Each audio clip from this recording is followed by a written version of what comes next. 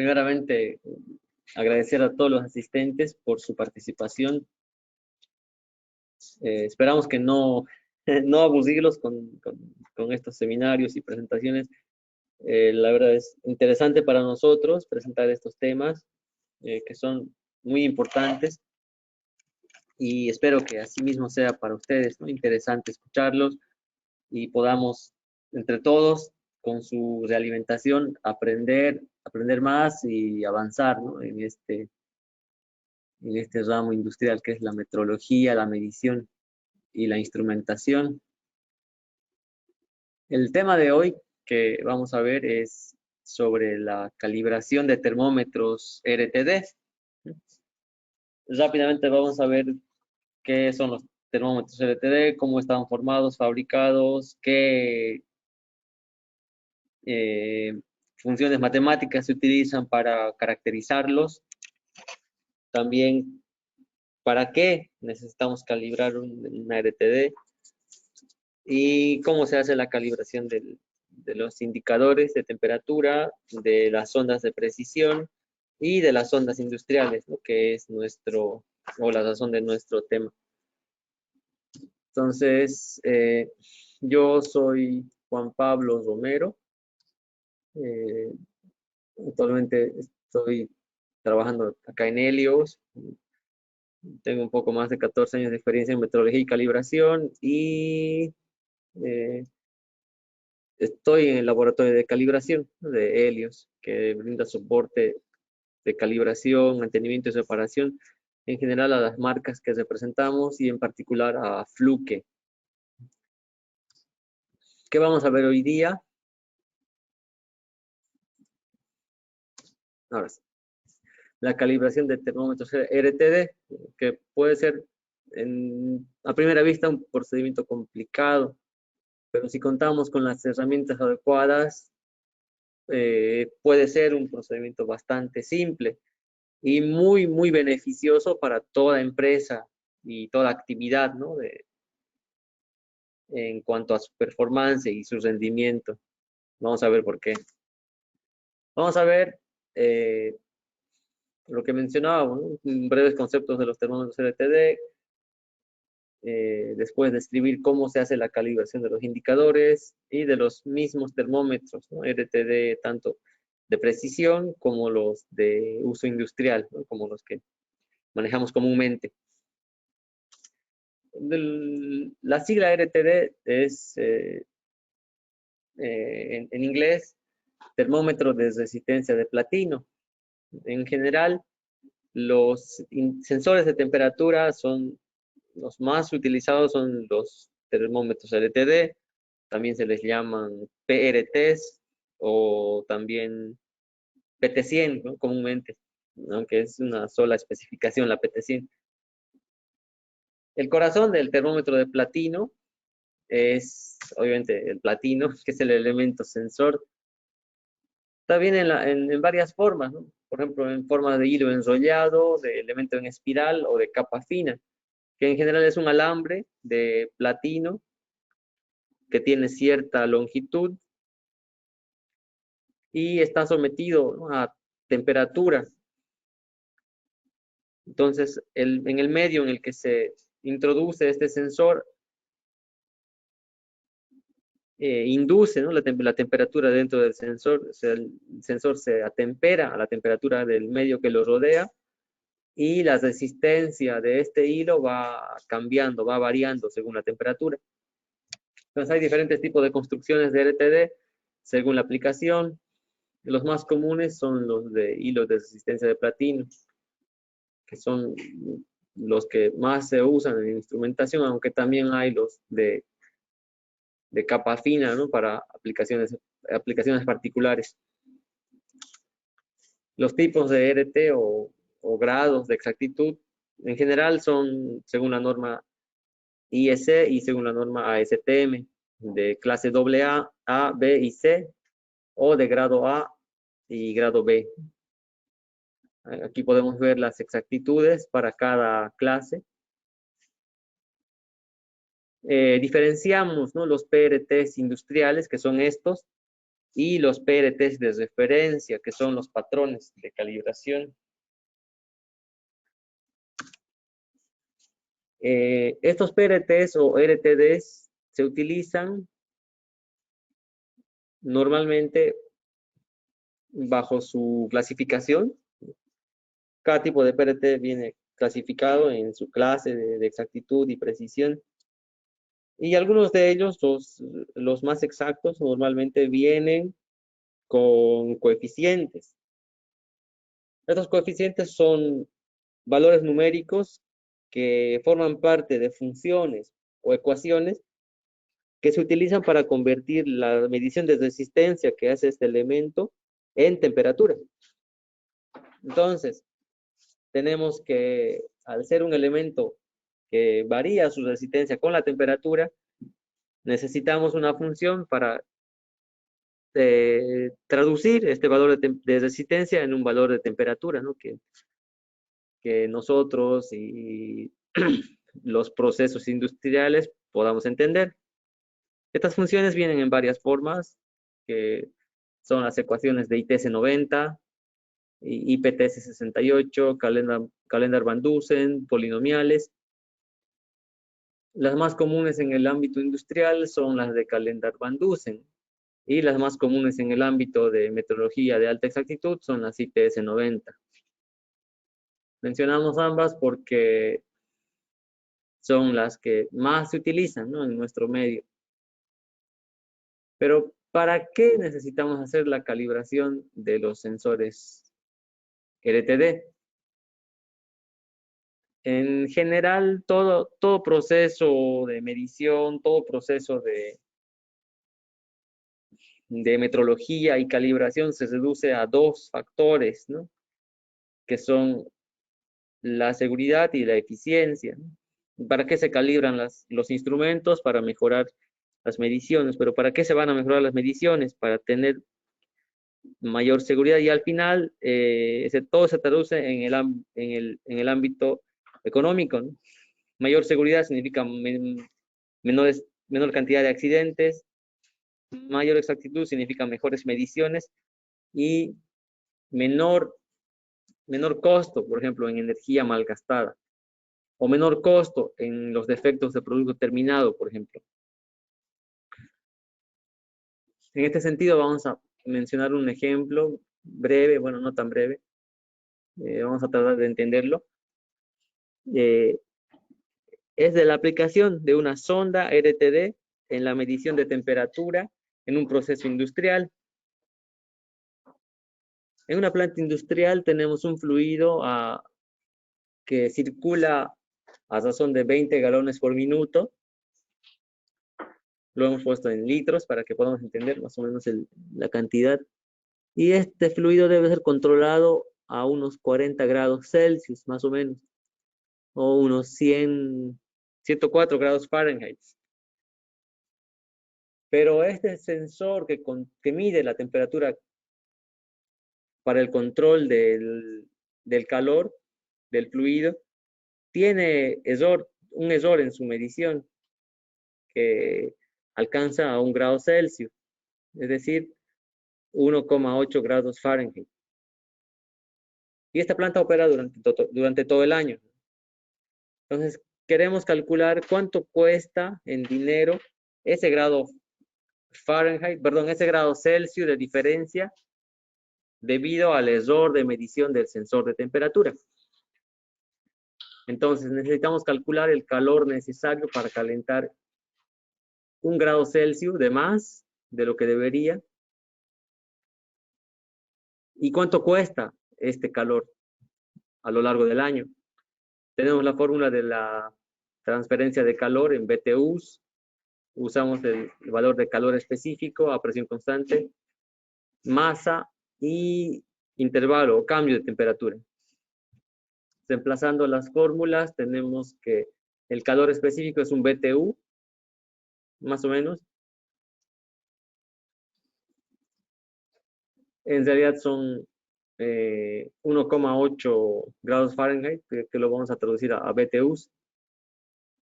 La masa son teníamos 20 galones por minuto que representan a una libra por minuto, son 8,33, perdón, libras por minuto, es un galón por minuto. Y el año tiene 525.600 minutos. Tenemos la relación y encontramos la masa, que son 87 millones y algo de libras de agua por año, o de fluido, perdón. La diferencia de temperatura que se tiene que calentar en exceso son 1,8 grados Fahrenheit. Encontramos entonces el valor de Q, sustituimos en la fórmula los valores encontrados y encontramos que el valor de Q son 157 millones de BTUs. BTUs los convertimos a kilowatts hora, serían 1 kilowatt hora, son 3.413 BTUs, tendríamos 46.181 kilowatts hora. Es la energía que necesitamos para calentar en exceso 1 grado el fluido que circula a través de nuestro proceso, medido por el sensor, ¿no?, que tiene ese error. En costo de energía, suponiendo que se utiliza energía eléctrica para calentar el proceso, tenemos que en la banda media de energía eléctrica el costo son algo de 24 centavos de boliviano por kilowatt hora. Tenemos un costo anual multiplicando de 11.314 bolivianos por año, que nos cuesta el error de la medición de 1 grado Celsius de un sensor de temperatura PRT. Entonces, podemos ver con el ejemplo que si hilamos un poquito más fino, podemos encontrar ejemplos, ¿no?, casi dramáticos de esta diferencia, de este error de temperatura. La buena noticia es que podemos resolverlo. ¿Cómo? Con la calibración del sensor PRT. En general, la calibración de temperatura se realiza de dos formas, ¿no?, por separado, por partes, que es en un elemento de medición de temperatura, que sería por un lado el indicador y por otro lado el sensor de temperatura, o como sistema, en el caso en el que el indicador y el sensor no puedan separarse, como los ejemplos de la derecha, ¿no?, dos termómetros que tienen integrados sus sensores y no pueden separarse. En el mismo equipo, ¿no?, ambos elementos no son desmontables. Para el primer caso, podemos calibrar el indicador de temperatura. Los indicadores de temperatura industriales se calibran con calibradores de temperatura de proceso. Tenemos aquí los ejemplos de los instrumentos Fluke. Son calibradores de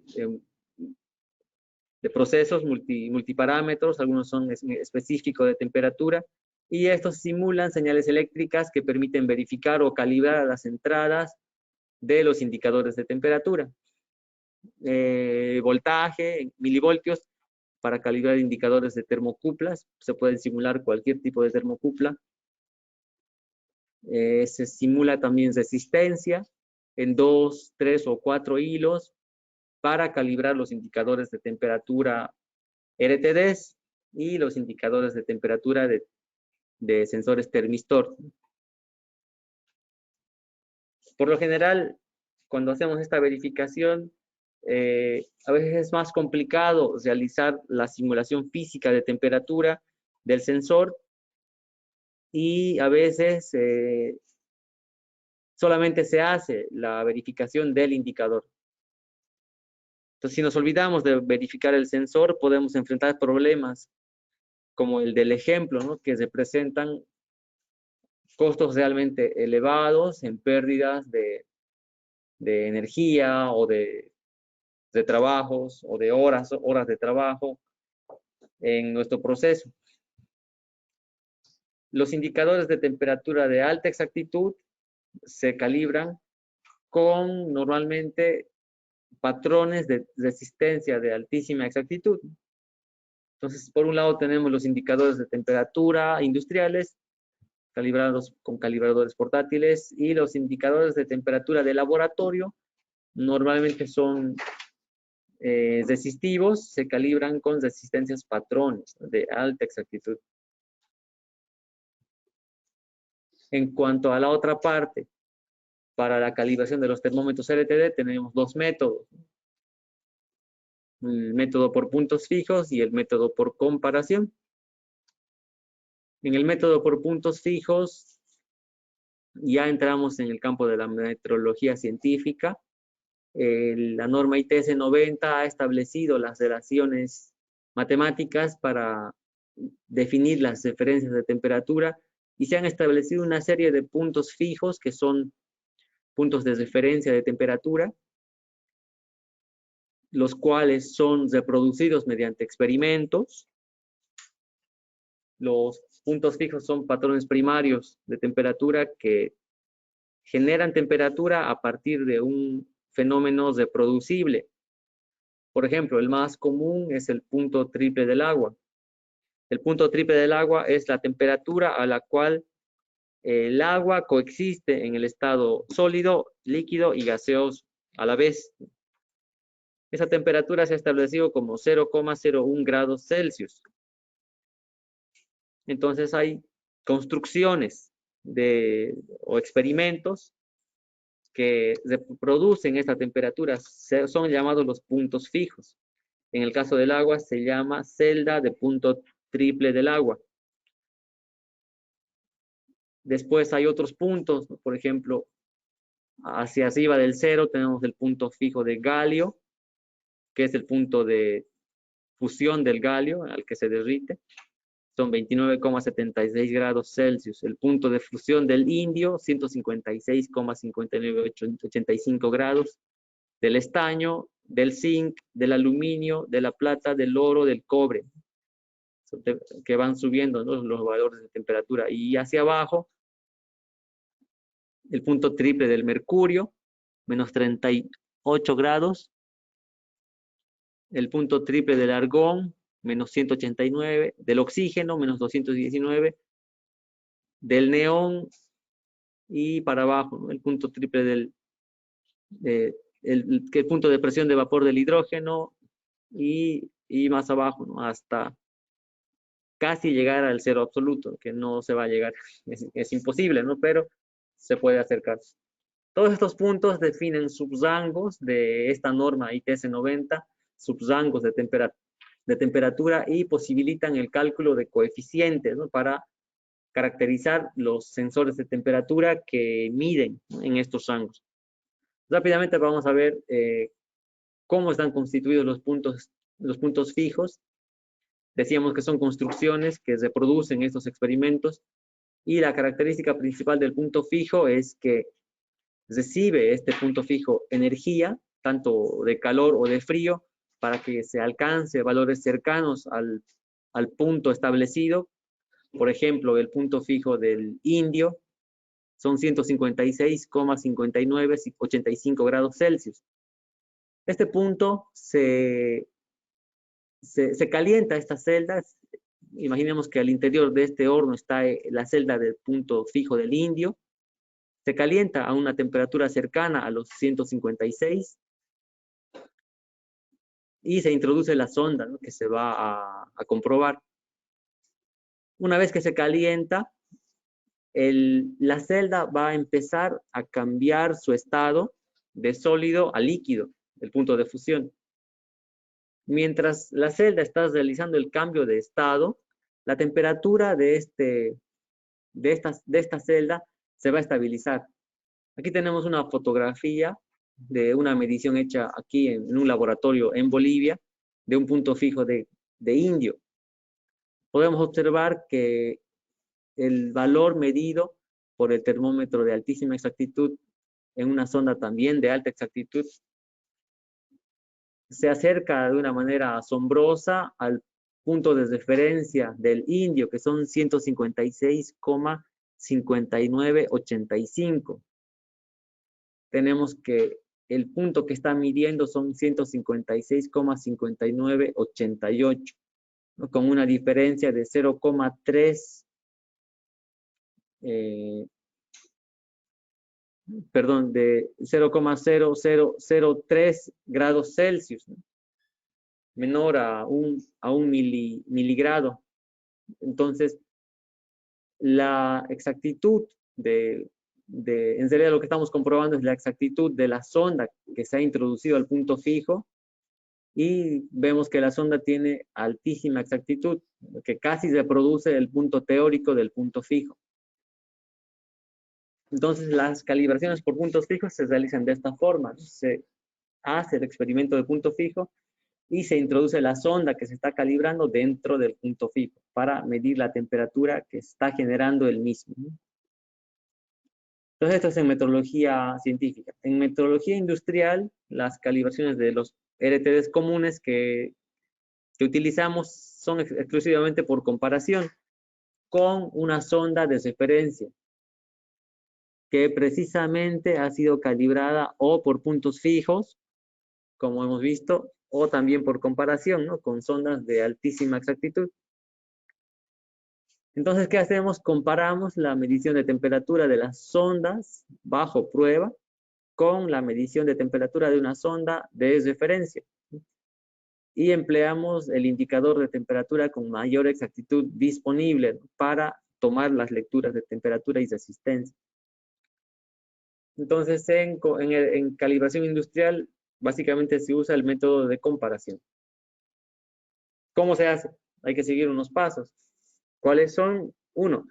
Establecemos los puntos de calibración, realizamos las mediciones de las resistencias y las temperaturas en los pasos o puntos establecidos, realizamos el cálculo de los coeficientes. Una vez que tenemos los coeficientes, los introducimos en el hardware que recibe la medición de resistencia para que pueda realizarse la compensación y la corrección de los errores. Y podemos también comprobar los límites de tolerancia. Establecemos los puntos de calibración, por ejemplo, para una sonda en particular, establecemos los puntos de 50, 200 y 300. Esto va a permitir calibrar la sonda en el rango entre 50 y 300, ¿no? Tal vez un poquito más extendido de ese rango. Entonces nos va a permitir conocer la relación resistencia a temperatura de esta sonda. Y vamos a obtener unos coeficientes que van a poder ser introducidos en el transmisor o en el sistema de medición de temperatura, para que el error de medición sea el menor posible. Una vez que tenemos los puntos, realizamos la medición de la temperatura y la resistencia. ¿Cómo hacemos esto?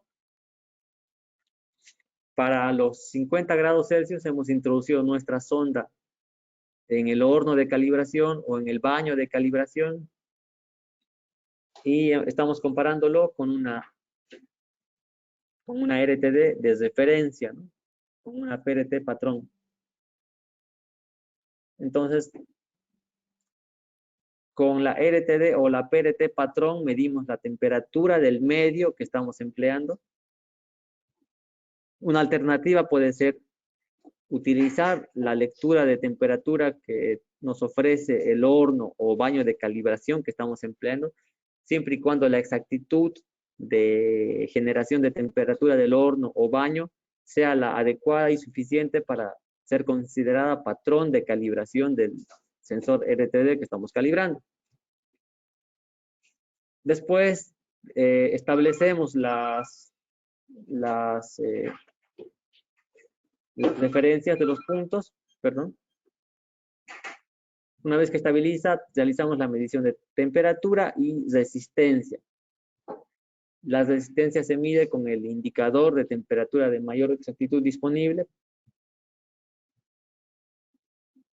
Y asimismo la temperatura se mide puede ser con el mismo indicador o con otro, pero de la sonda de referencia.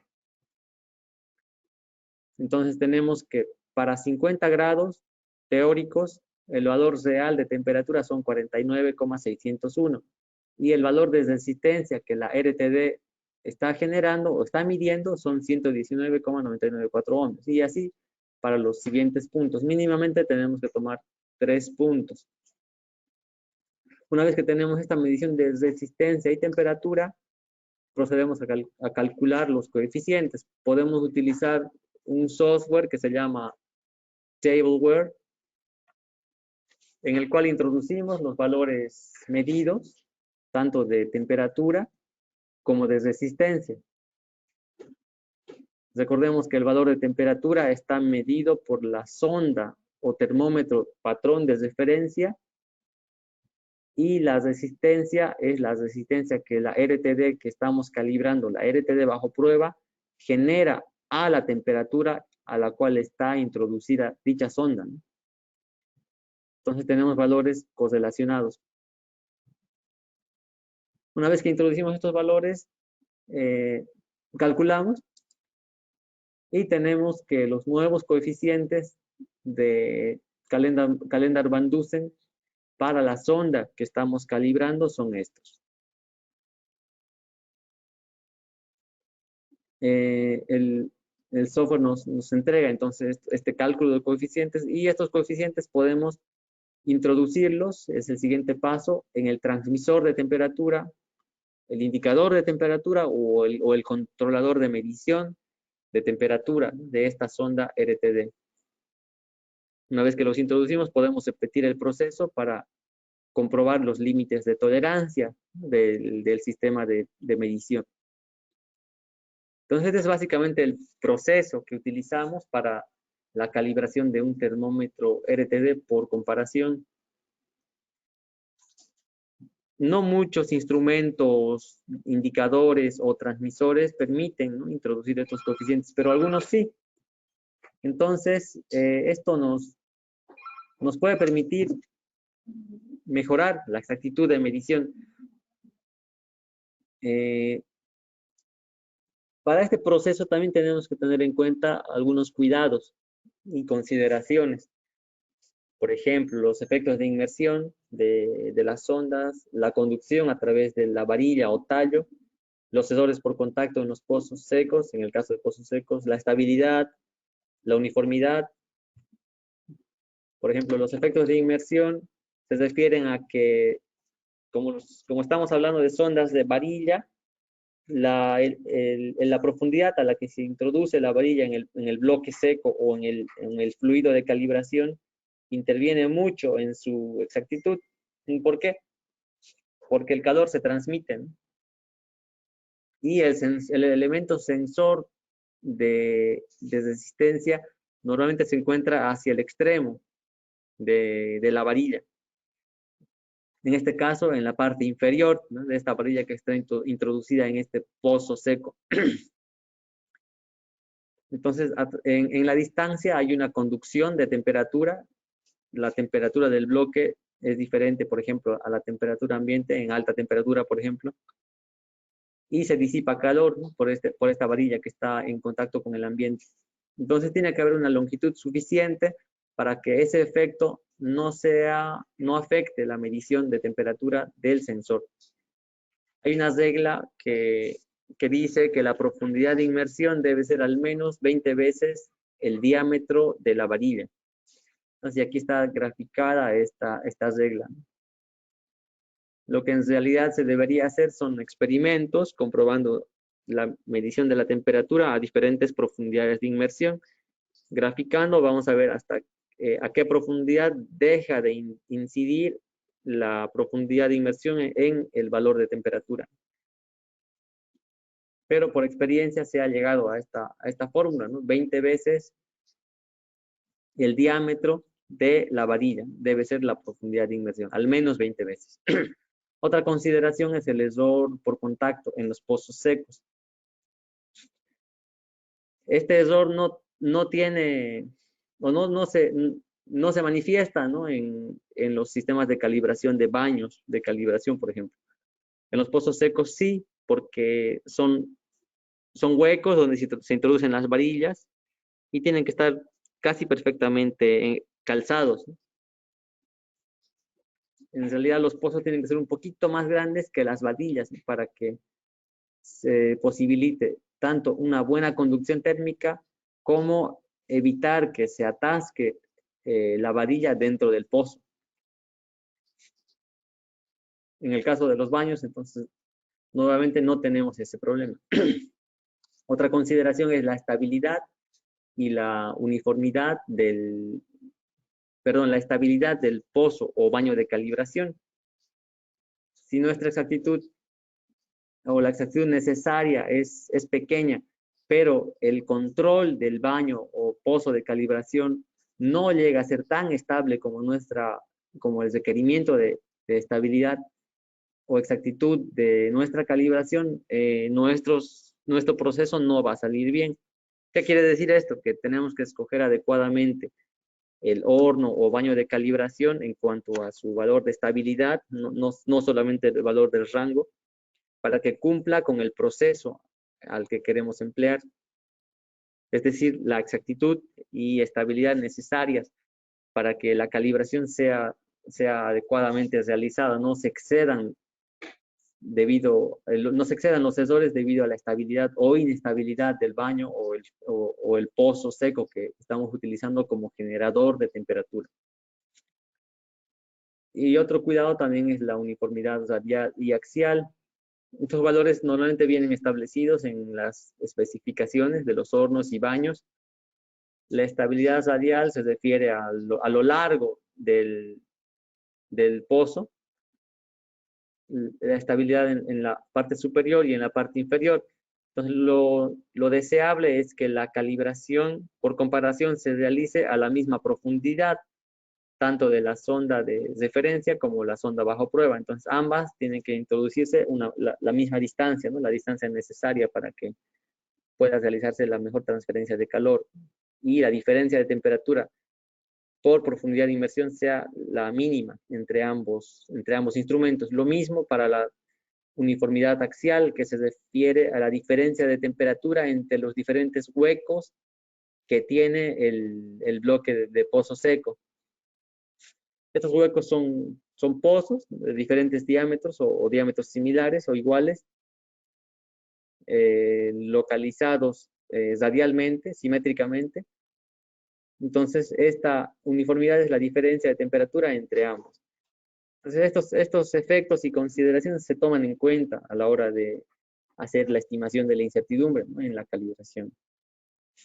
Tienen que ser lo suficientemente pequeños para no incidir, en el resultado final, ¿no? de la incertidumbre. Entonces, para terminar, ¿qué logramos con la calibración del termómetro RTD? Decíamos que podemos reducir costos innecesarios en cuanto a gasto de energía o costos de mantenimiento y reposición de equipos. Por ejemplo, si nuestros sensores los hemos tenido operando durante varios años y no han sido calibrados, actualizados en sus coeficientes, pueden llegar a tener errores grandes que puedan comprometer la seguridad, por ejemplo, de un transformador. Sabemos que los transformadores llevan RTDs y PRTs que tienen ciertos rangos y límites de tolerancia de temperatura.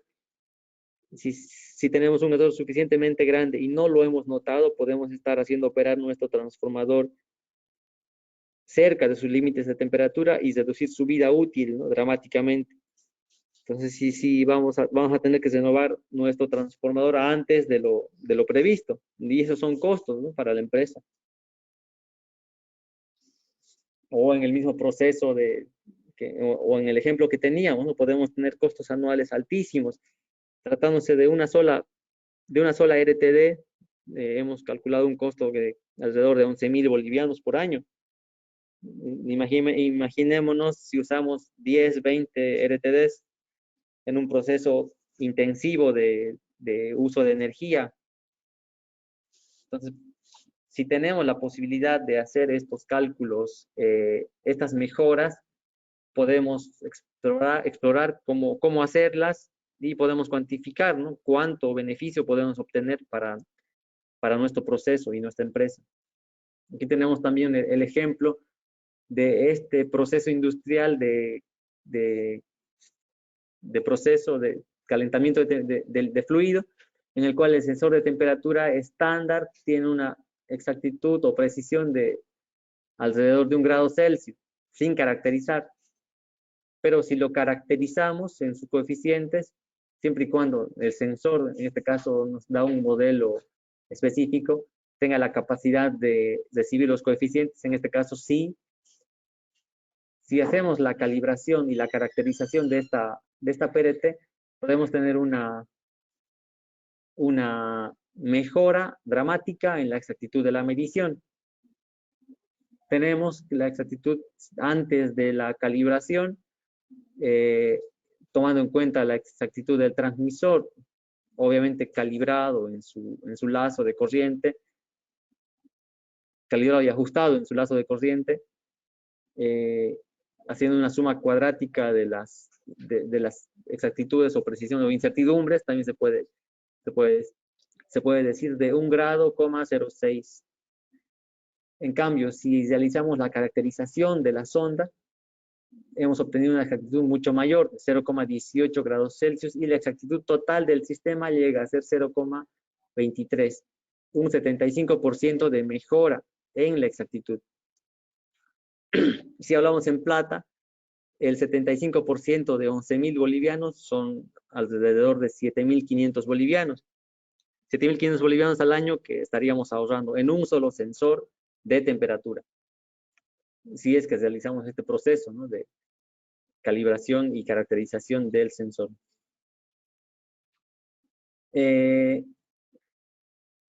¿Por qué varían los sensores de temperatura? ¿O por qué llegan a cambiar su especificación o a tener errores? Cada sensor de temperatura es diferente, por más que se encuentre en el mismo lote de productos. Hemos comprado 2 sensores idénticos, pero a lo largo del tiempo ambos van a tener características diferentes, debido a 1, el manipuleo; 2, las condiciones de uso; 3, condiciones de almacenamiento; 4, entorno, ¿no?, de operación. Entonces, se tiene que también tener cuidados y precauciones, ¿no?, en el manejo. Los sensores de temperatura RTDs son en general delicados, se tienen que tratar muy bien. Los sensores de laboratorio son en extremo delicados, a tal punto que si una RTD patrón, si llega a golpearse y escuchamos el golpe en la mesa, por más leve que sea, si llega a escucharse, es muy probable que ya se haya causado un daño. Entonces, a ese nivel de cuidado se tiene que llegar con los patrones de temperatura. Los RTD industriales son un poco más robustos, pero de la misma forma tienen que cuidarse. Entonces, con esto sí hemos visto la parte de la calibración, ajuste y caracterización de las RTDs. Podemos pasar al tiempo de consultas y preguntas. Vamos a ver si tenemos alguna pregunta. María Luisa, ¿estás por ahí? Sí. ¿Tenemos alguna pregunta? Sí, pero también podemos darle 1 minuto a nuestra audiencia para que puedan hacernos llegar sus consultas. Ya, Mientras claro que sí. voy preparando el orden de las preguntas que están llegando. Ok. Entonces, como adicional, ¿no?, a esta presentación, podemos mencionar las herramientas necesarias para la calibración de las sondas. Bueno, no solo de las sondas, ¿no?, sino también de los indicadores de temperatura, ¿no? Para indicadores de temperatura, por lo general necesitamos calibradores de proceso o calibradores de temperatura, ¿no?, que permitan generar señales de voltaje y de resistencia. Lo mismo para la calibración de las RTDs necesitamos, sí es necesario un medio isotérmico. El medio isotérmico es el horno, ¿no?, o el baño de calibración. necesitamos un termómetro, un indicador también de exactitud superior a la comúnmente usada con el instrumento, mínimamente el instrumento para, para mostrar el resultado de la medición, pero idealmente un instrumento de mayor exactitud que nos permita medir, por un lado, resistencia y por otro lado, la temperatura del termómetro de referencia que está siendo utilizado.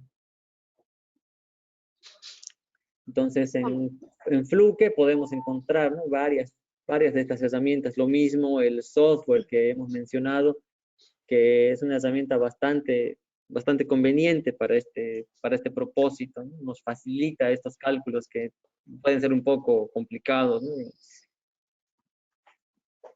Tenemos entonces, Malú, Perfecto. preguntas. Sí, sí, ya estuvieron haciéndonos llegar sus consultas y doy lectura. Bien. Daniela Valderas pregunta, ¿la metodología de calibración es la misma para cualquier tipo de sensor? Ya, gracias, Daniela, por la pregunta. En general, sí, tiene algunas diferencias esta metodología debidas a, puede ser el rango de temperatura, puede ser el tipo de equipo que se usa, el tipo de sensor. Hablando de sensores RTD solamente, la metodología sí es casi la misma, ¿no? En cuanto a las diferencias en cuanto al rango, se dan en valores de temperatura negativos, ¿no? Las ecuaciones Calendar-Van Dusen tienen un coeficiente adicional, el coeficiente beta, para rangos de temperatura negativos. Pero el procedimiento es el mismo y el software también permite, ¿no?, calcular este coeficiente beta. Hay otros coeficientes que se utilizan, los coeficientes en mayúscula A, B, C, a veces, pero son construcciones a partir de la caracterización Calendar-Van Dusen.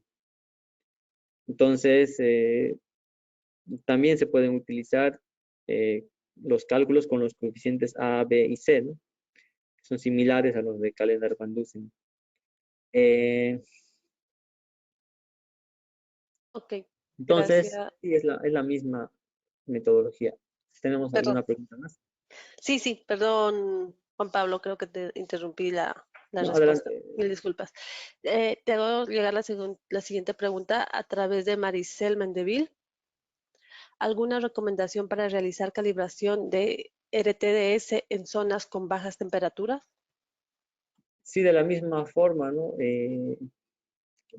La caracterización, decíamos, de RTS en baja temperatura por debajo de cero es con un coeficiente adicional, el coeficiente beta. Y en cuanto al manejo práctico de los elementos, depende, ¿no?, de cuán frío. Por lo general, las bajas temperaturas ocasionan condensación en el horno de calibración o alrededor del baño de calibración. En el caso del horno, no es tan problemático el tema de la condensación, porque se va a formar el hielo en la parte superior del horno, y una vez se concluye el proceso de calibración, se puede calentar el horno a una temperatura un poco elevada y el agua que se ha condensado se va a evaporar. En el caso de los baños de calibración es un poco más crítico y tiene que ver más que todo con el fluido escogido para, para la calibración. Hay fluidos disponibles que permiten hacer calibraciones hasta temperaturas de -200, casi -200 °C. Un ejemplo es el nitrógeno líquido.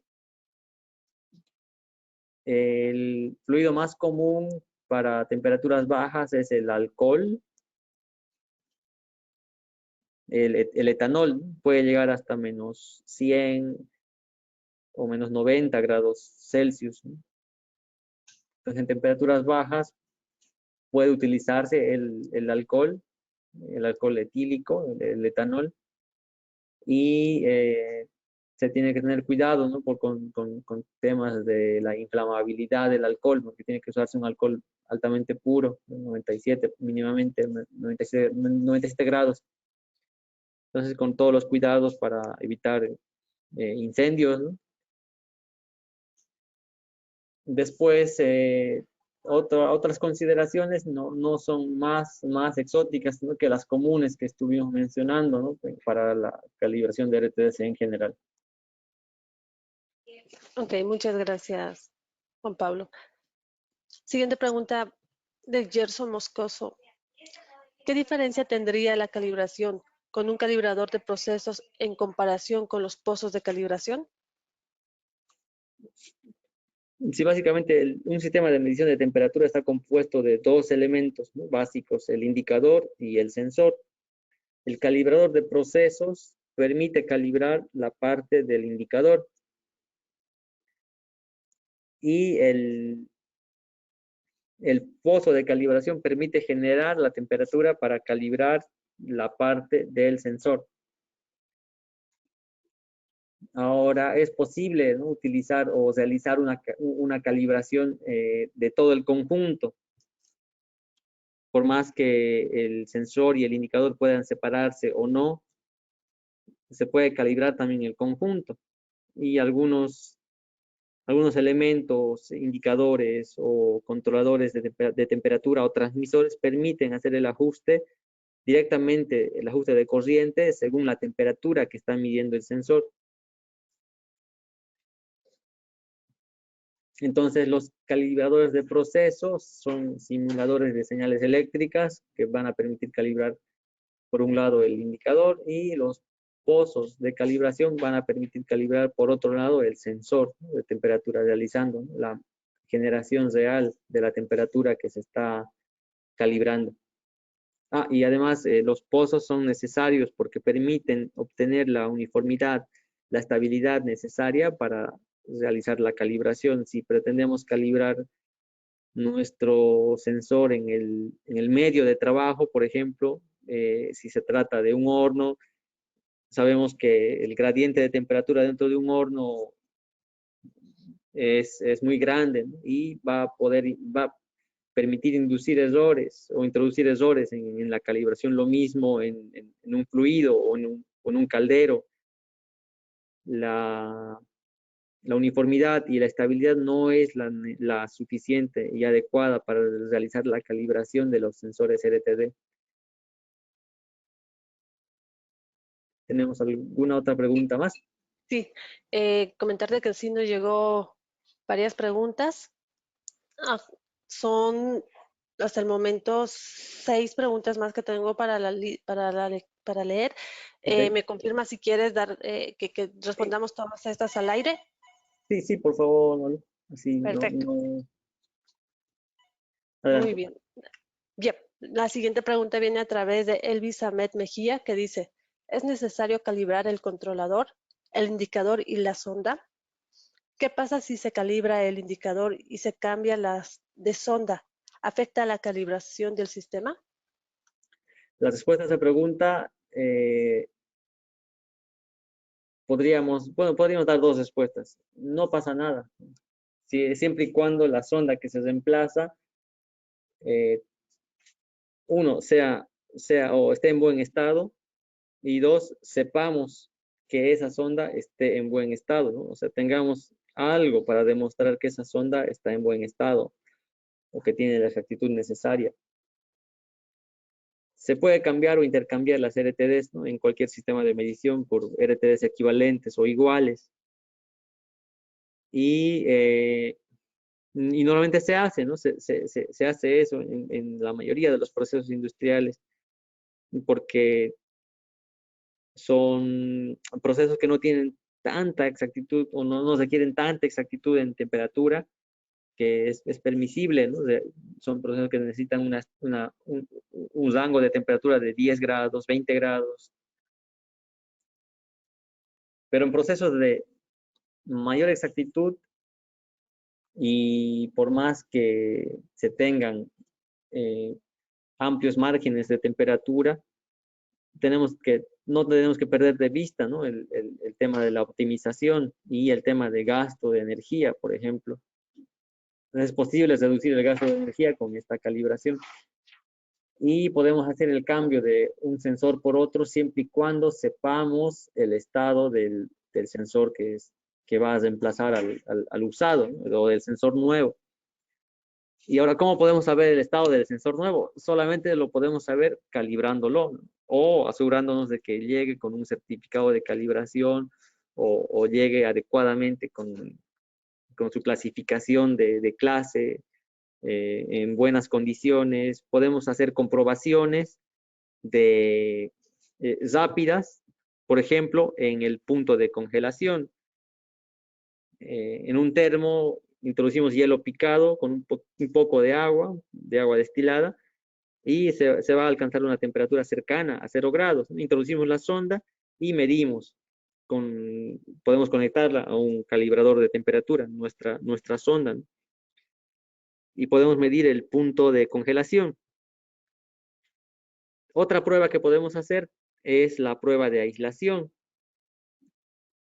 En la prueba de aislación no vamos a utilizar un voltaje mayor a 100 voltios. La prueba de aislación consiste en aplicar 50 o 100 voltios con un equipo que se llama Megger o con un medidor de aislación. También está disponible en Fluke. En los valores de 50 o 100 voltios máximo, aplicamos una terminal del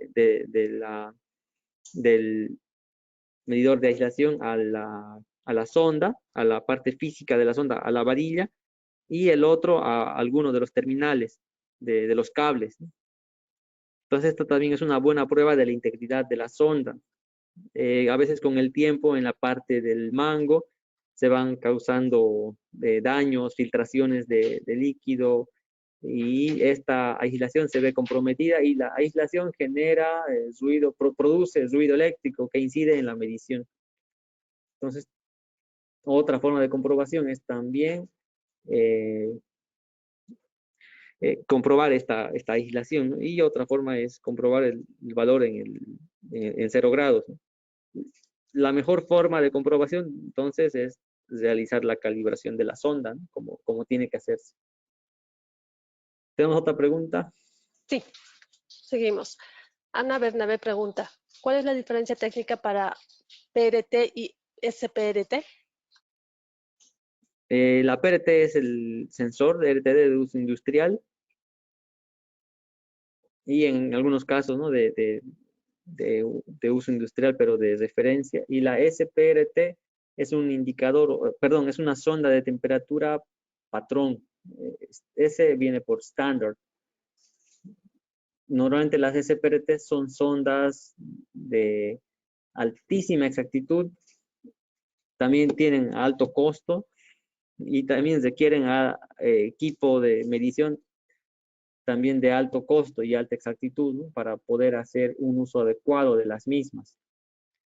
Y lo mismo, ¿no? En cuanto a los cuidados, las sondas PRT comunes industriales son resistentes, son robustas, pero las sondas SPRT son muy delicadas, entonces tienen que manejarse con el más extremo cuidado, ¿no? Para mantener sus propiedades de exactitud en el tiempo. ¿Tenemos más preguntas? Sí, Juan Pablo.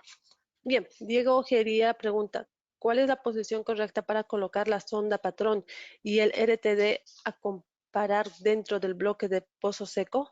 Y si la sonda de patrón es más larga que la RTD, ¿qué queremos verificar? ¿Cómo debemos hacer coincidir dentro del bloque del pozo seco para evitar una mayor incertidumbre? Muy buena pregunta.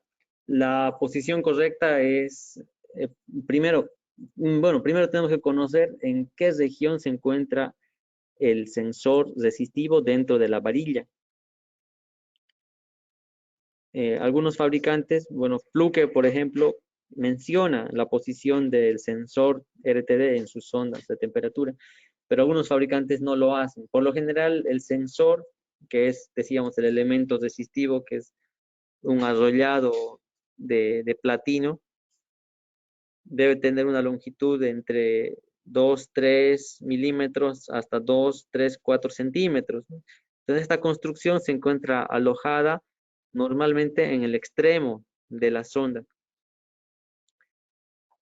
En el extremo, no siempre, ¿no? A unos 2, 3, 4 milímetros del extremo de la varilla. Entonces, por lo general, la parte final de la varilla es donde se encuentra el sensor. Lo que tenemos que hacer es introducir tanto la sonda patrón como la sonda bajo prueba a la misma profundidad para que ambos elementos se encuentren dentro del pozo a la misma profundidad de inmersión. Esto porque mencionábamos la uniformidad axial, perdón, radial a lo largo del pozo. Entonces, si minimizamos la diferencia de temperatura debido a la distancia entre ambos elementos, patrón y bajo prueba, vamos a minimizar también, ¿no?, el error que se va a incidir sobre la medición. De la misma forma,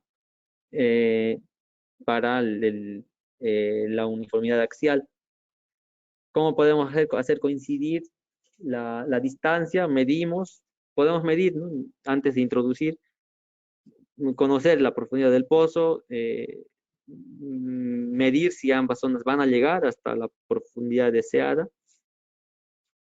Si una es más corta o más larga, y dependiendo de la profundidad del pozo y de la profundidad a la que pueden ser introducidas, lo recomendable es introducir ambas a la máxima profundidad disponible, ¿no?, hasta el fondo del pozo, por ejemplo.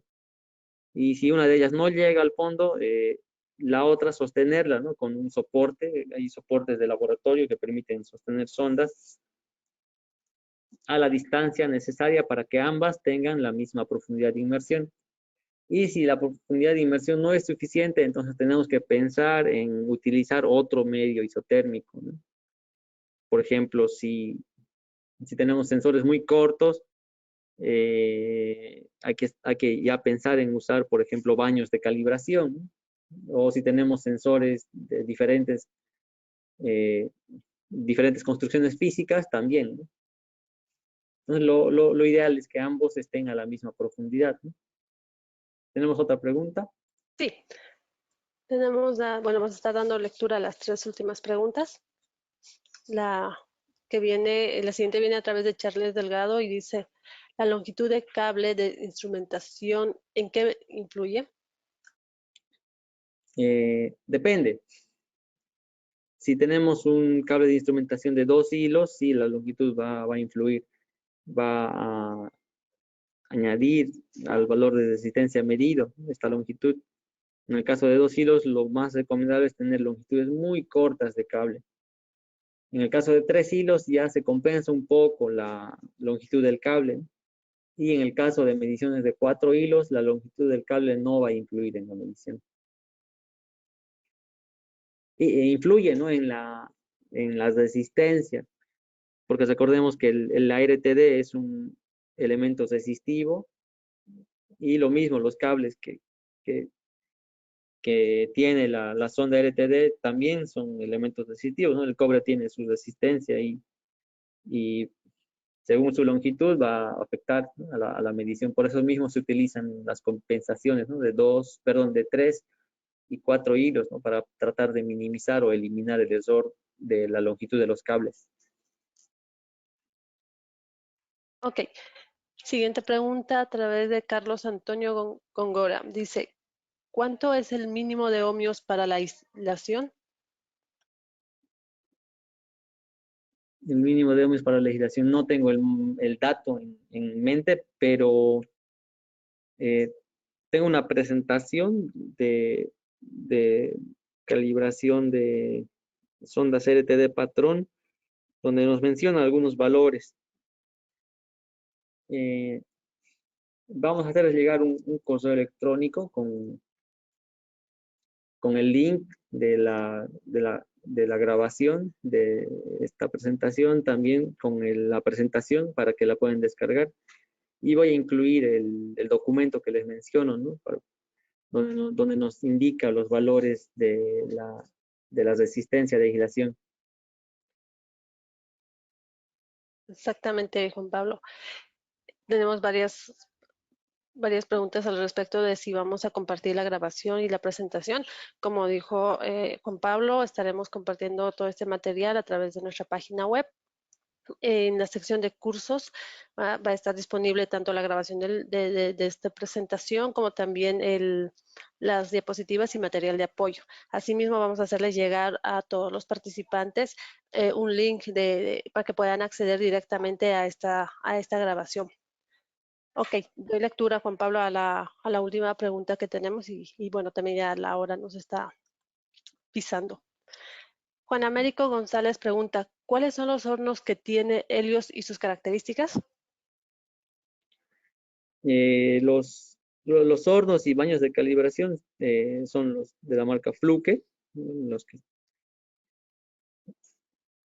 y tienen características diversas, ¿no? En diferentes rangos de temperatura. Bueno, lo principal, ¿no?, para escoger un horno, el rango de temperatura, la profundidad de inmersión, la exactitud y después los insertos, los pozos, los huecos, ¿no?, disponibles para, para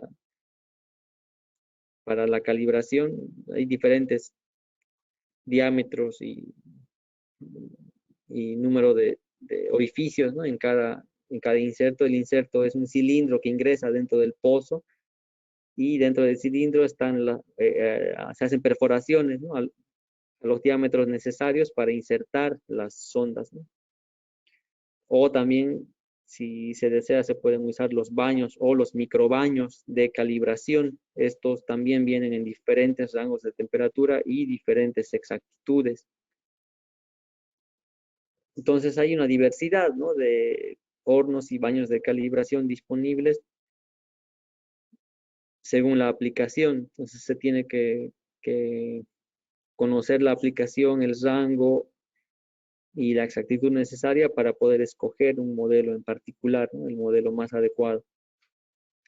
Esta información vamos a también compartirla así con el enlace de la página web de Fluke y un catálogo, ¿no?, de los equipos de calibración de Fluke en el correo electrónico que vamos a enviar.